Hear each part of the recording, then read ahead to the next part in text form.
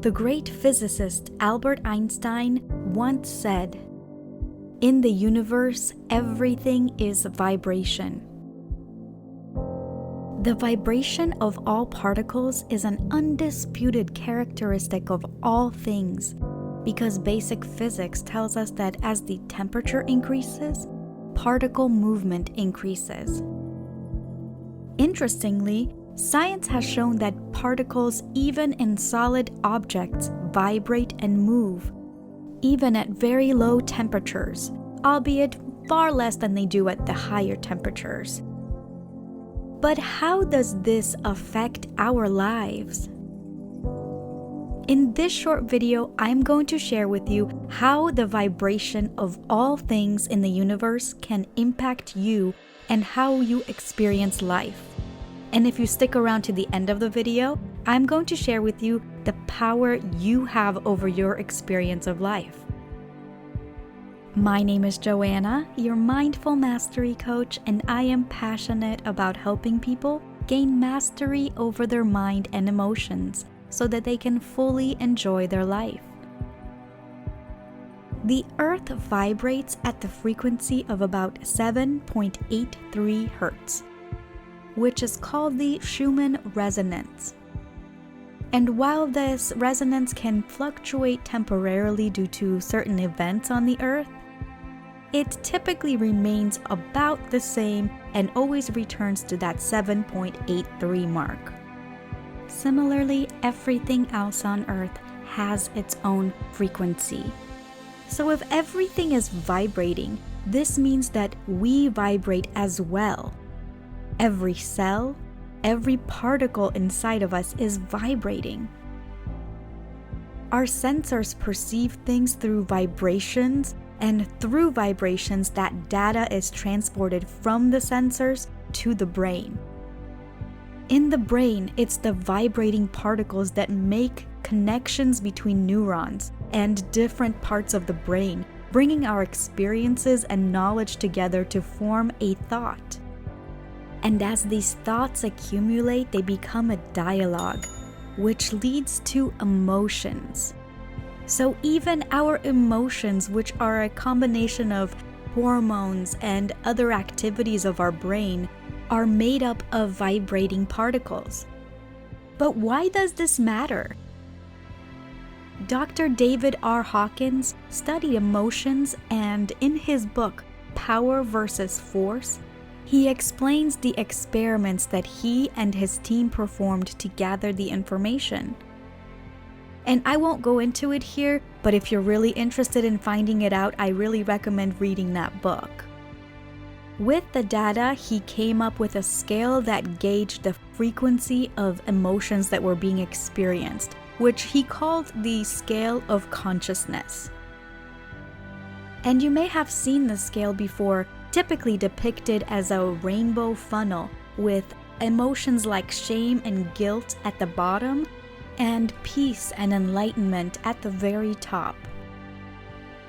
When you look at the scale, you will notice that neutrality is right in the middle. It is the state that you typically want to be in on average, so you're not really being driven by any high energy emotions like joy or like anger. But what stands out about this scale is that emotions like courage and pride are actually lower frequency than neutrality. And desire, which typically we wouldn't see as something particularly bad, falls below anger. Another interesting aspect is that when you look on the upper end of the scale, you will find that love is actually below joy and peace on the scale. So it's not the highest as we would think. Now you may be thinking, why does this even matter?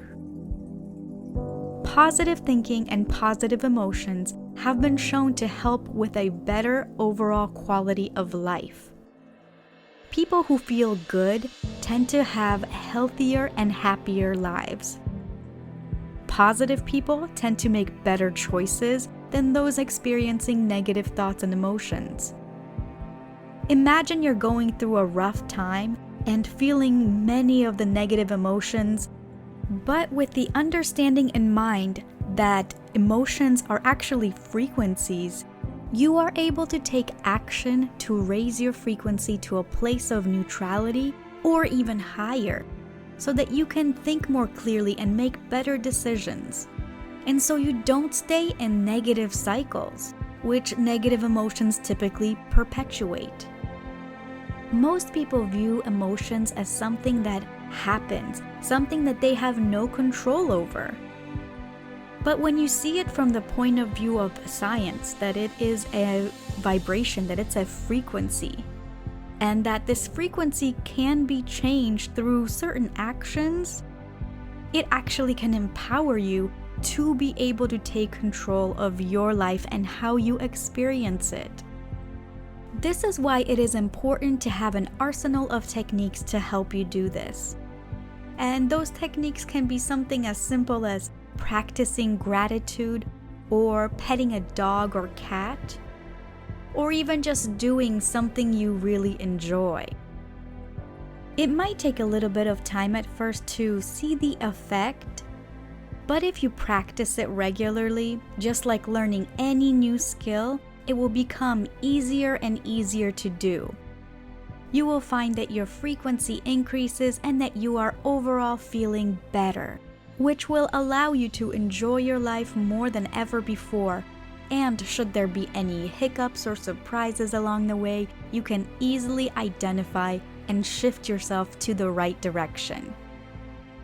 So comment down below and let me know where you're tuning in from, or leave an emoji or two so I know that you watched this.